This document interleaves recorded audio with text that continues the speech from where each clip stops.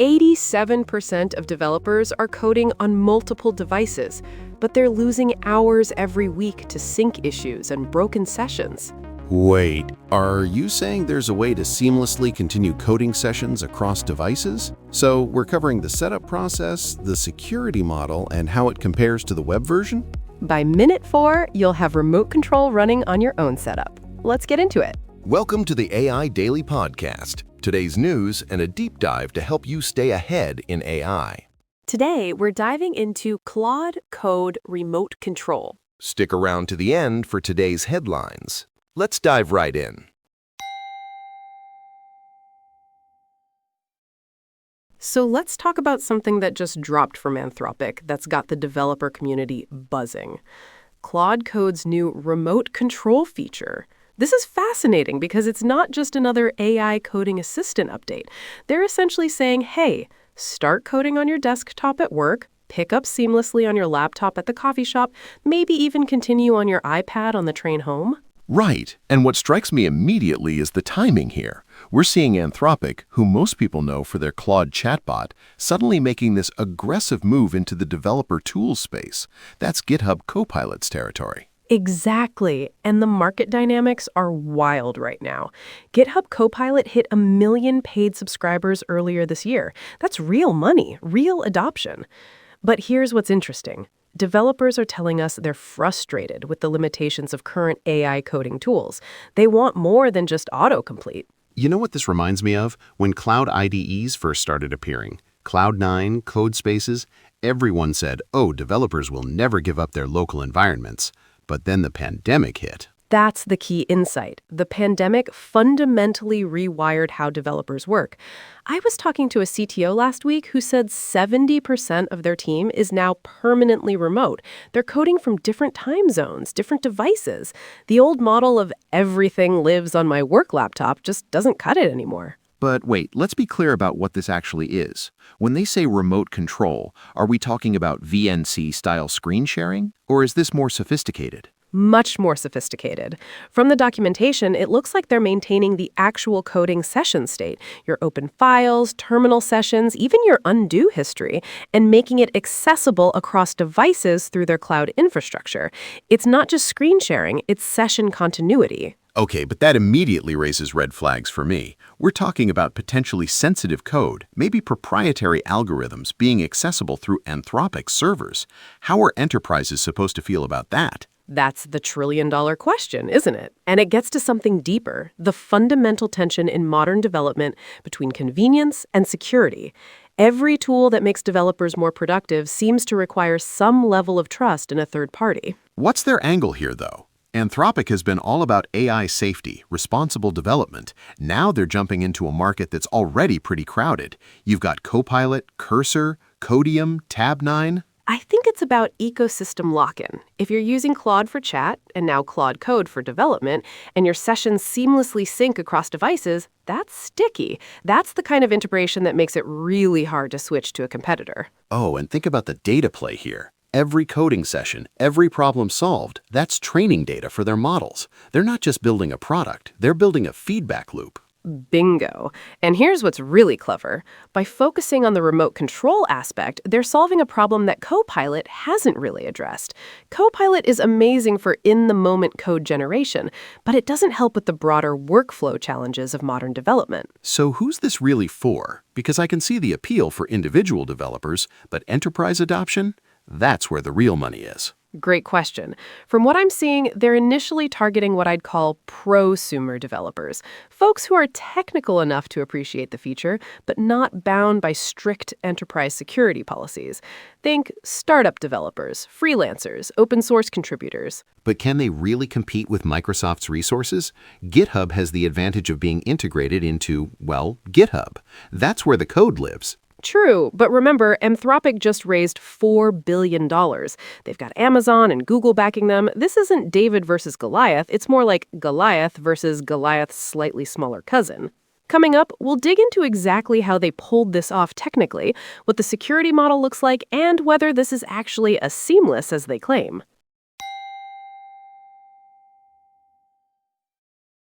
All right, so let's get into the technical weeds here. How does this remote control feature actually work under the hood? From what we can piece together from their documentation and some early user reports, they're using a combination of WebRTC for real-time communication and what looks like a custom state synchronization protocol.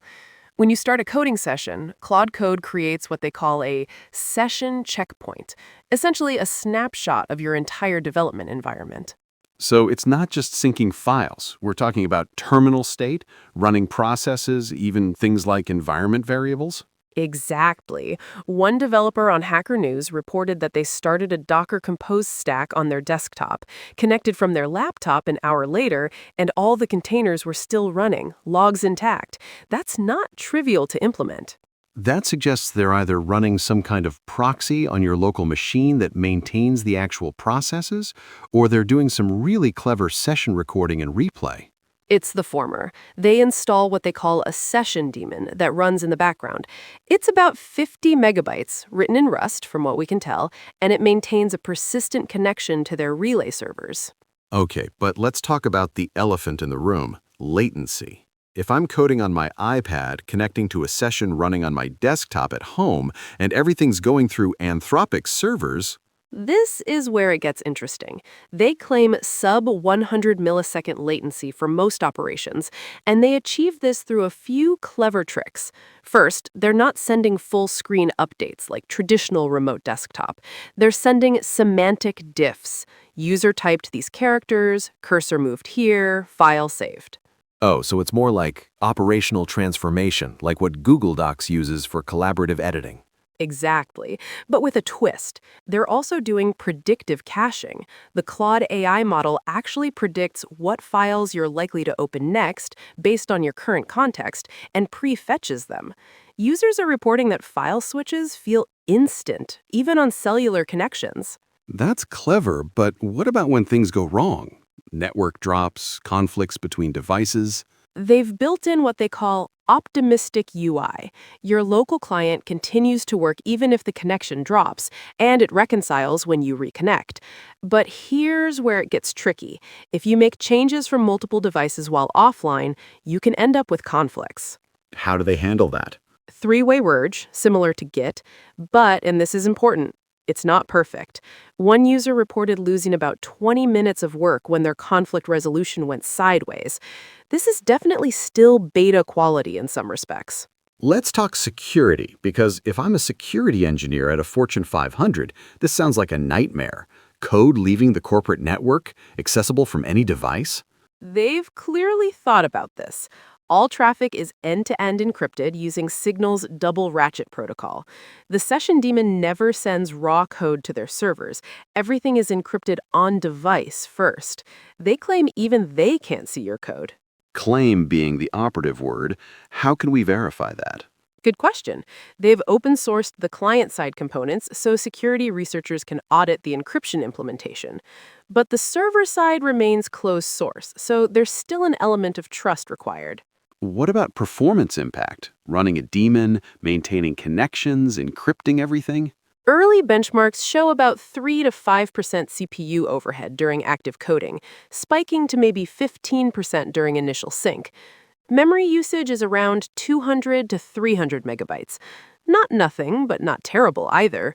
The bigger issue is battery life on laptops. Users are reporting about a 10 to 15% reduction in battery life with remote control enabled. How does this compare to alternatives? Because VS Code's remote development extensions already let me code on remote machines. True, but that requires you to manage the remote machine yourself. Claude Code's approach is more like your laptop is the remote machine, but we handle all the networking complexity. It's a different model, less flexible in some ways, but much easier to set up. The integration with their AI assistant is pretty slick too. You can ask Claude to fix a bug, and it can actually see your entire codebase context, not just the current file. That's the real differentiator. Copilot is amazing for line-by-line suggestions, but Claude Code can reason about your entire project structure, understand your build system, even help with deployment configs. It's a more holistic approach. But at what cost? We're talking about $20 per user per month for the Pro plan that includes remote control. That's on top of whatever you're already paying for GitHub, your IDE, other tools. The pricing is definitely aggressive, but think about it from a productivity standpoint. If this saves a developer even an hour a month dealing with environment setup or context switching, it pays for itself. The question is whether it actually delivers on that promise. Stick around. We'll break down exactly when this makes sense to adopt, what the gotchas are, and give you a framework for evaluating whether this fits into your development workflow.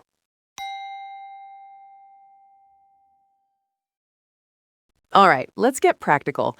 When does Claude Code's remote control actually make sense, and when should you stick with your current setup? I've been thinking about this from a team lead perspective.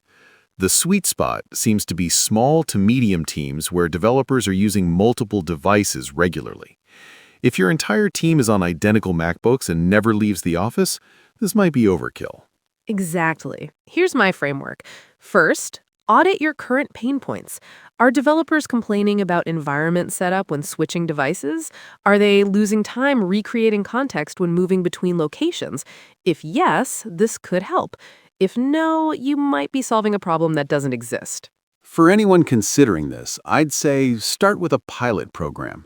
Pick your most mobile developers, the ones who are actually coding from coffee shops and airports. Give them a month with it and measure the impact. And measure the right things, not just do they like it, but actual metrics. How many times did they use remote control? Did their commit frequency increase? Did the time between starting work and first commit decrease? Security-wise, here's what I'd recommend. If you're handling sensitive data, financial services, healthcare, government contracts, this is probably a non-starter right now. Wait for the SOC 2 Type 2 certification they're promising for Q2 2025. But if you're a startup or working on open source projects, the security model is probably sufficient. Just make sure you understand what's being transmitted and stored. Enable all the audit logging features they provide. One thing we haven't talked about, this could be amazing for onboarding. Imagine being able to share your exact development environment with a new hire, letting them shadow your coding session in real time. Oh, that's brilliant. Instead of spending days getting their environment set up, they could literally connect to a pre-configured session and start contributing immediately. Looking forward, I think the bigger question is, what happens when every AI coding assistant offers something like this? Is remote control a differentiator, or is it going to be table stakes in 6 months? My bet is this forces GitHub's hand. They'll have to add similar functionality to Copilot, probably integrated with code spaces. We're going to see rapid feature parity attempts across all the major players. Which raises an interesting point about lock-in. If you build your workflow around Claude Code's remote control, how hard is it to switch later? That's the key risk. Your code stays portable, it's just files, but your workflow, your muscle memory, your team's processes, those become dependent on the tool.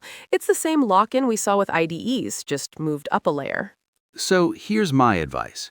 Use it for the productivity gains, but don't let it become a crutch. Keep your local development environment functional.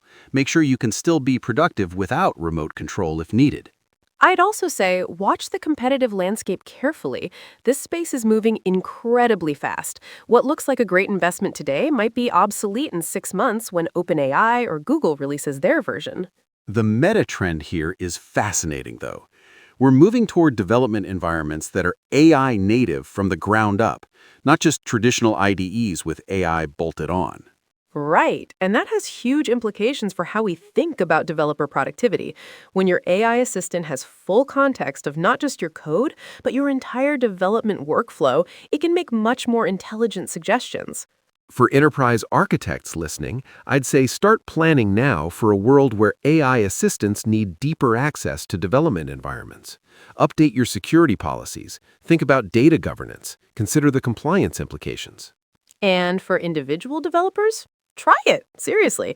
Most of these tools have free trials. Spend a week with Claude Code, a week with Copilot, maybe try Cursor or Codium. Figure out what actually makes you more productive. The biggest takeaway from me is that this isn't really about remote control. It's about the blurring lines between local and cloud development, between human and AI-assisted coding. Remote control is just Anthropic's bet on what that future looks like. And it's a compelling vision. Whether they can execute on it, whether developers will trust it, whether enterprises will adopt it, that's still to be determined. But they're pushing the conversation forward, and that's valuable regardless. You know what excites me most? We're living through a fundamental shift in how software gets built. In 5 years, the idea of coding without an AI assistant might seem as antiquated as coding without syntax highlighting. The question isn't whether AI will transform software development, it's whether you'll be ready when it does. Claude Code's remote control is just one piece of that puzzle, but it's a piece worth understanding. Before we wrap up, let's catch up on this week's infrastructure news.